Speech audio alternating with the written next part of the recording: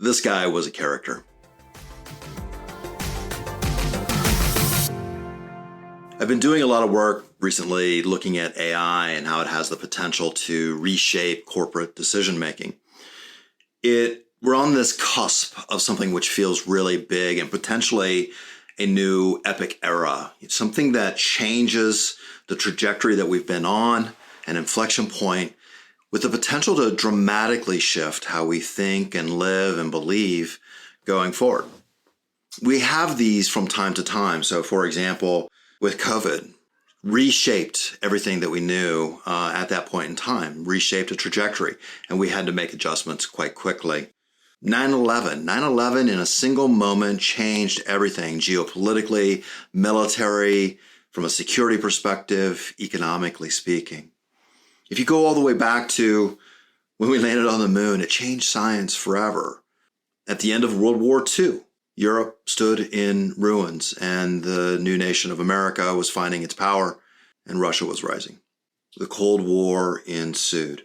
As part of researching my last book, Judgment, Ted Hack, which is one of the characters that I interviewed and had a long and successful career with the U.S. Navy, the nuclear Navy, introduced me to Admiral Rickover. And he was truly a character, a slight man, slight in build, not imposing, didn't look like a military officer, avoided wearing a uniform as much as he possibly could. He was introverted, he was antagonistic, he was brilliant, but not in a traditional way. Not as a traditional military officer who was a good politician and a good glad-hander and had a powerful presence, but instead as an engineer and perhaps even more so as a manager. And Rickover was dedicated to serving. And in 1946, he began the journey of creating the U.S. nuclear Navy. Now keep in mind at this point in time, the military power was about air superiority, large forces stationed close to battle centers or hotspots, and battleships parked offshore. There was not really a submarine force. We had diesel-powered electric boats that were able to patrol underwater for hours at a time and were extraordinarily dangerous. But we didn't have something that could stay underwater and hide and seek and prowl for weeks, months. Today, some never come back. They are out there for extraordinarily long periods of time, and it reshaped everything that we know about power in the world. Admiral Rickover single-handedly stood at the forefront of creating the U.S. nuclear Navy, presiding over the challenge of butting up against a traditional military, traditional powers within politics, within Congress, within his own ranks and his team. And this was a man, this is why he stood out to me, which is he's interesting, he's quirky. Ted Hack told about the fact that as a young officer coming out of Villanova and entering into the nuclear force, he was asked to go and do an interview with an admiral. In fact, it wasn't just the admiral, it was Admiral Rickover. And in fact, this was the standard protocol, which is that young officers coming out and entering into the nuclear Navy interviewed with the very top dog, Rickover. He interviewed over 14,000 officers in his 63-year career. He's the longest serving officer in the U.S. Navy. Ted talked about the interview.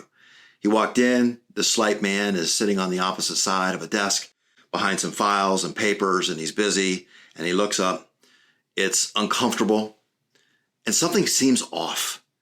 And what's off, Ted learned, was that the first 6 inches of the chair that he was sitting in behind that desk were cut off.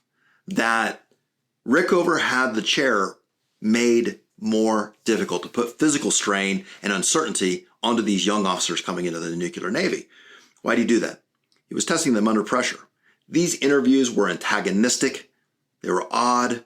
They were designed to provoke. And what he wanted to see is how you responded under pressure. Could you make good decisions under pressure? That's what he wanted. He had other techniques.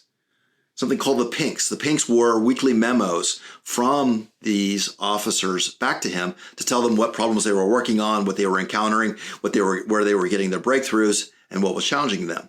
Sometimes he went so far as to ask the secretaries to go dig through the trash bin and get the prior drafts of the pinks so that he could see the evolution in thinking of those young officers as they were coming along, including what they might not be telling him. He went on to create, from an engineering perspective, the first nuclear reactor that operated underwater. New materials, new design technologies, new manufacturing approaches. It was truly transformational, and it changed everything from that point forward. How did he do it? Again, we're working on what are some potential ahas. We want to provoke ahas in your own leadership and in your own thinking. What did he do? He encouraged friction. He required ownership of problems by everyone. He broke the bureaucracy, couldn't stand it. He encouraged the unorthodox. He encouraged passion. He was a brilliant manager that shepherded a complete change in mindsets, in leadership and management within a force that had tremendous inertia behind how they did things and success. They've been proven right time and time again. And here came this young upstart who was coming at the problem sets in extraordinarily new ways.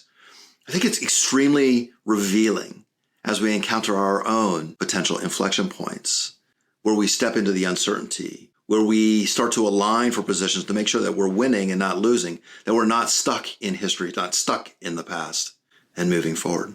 Think about these techniques and how they affect your own leadership, whether it be how AI might affect your own business or some other inflection point that sits on the horizon.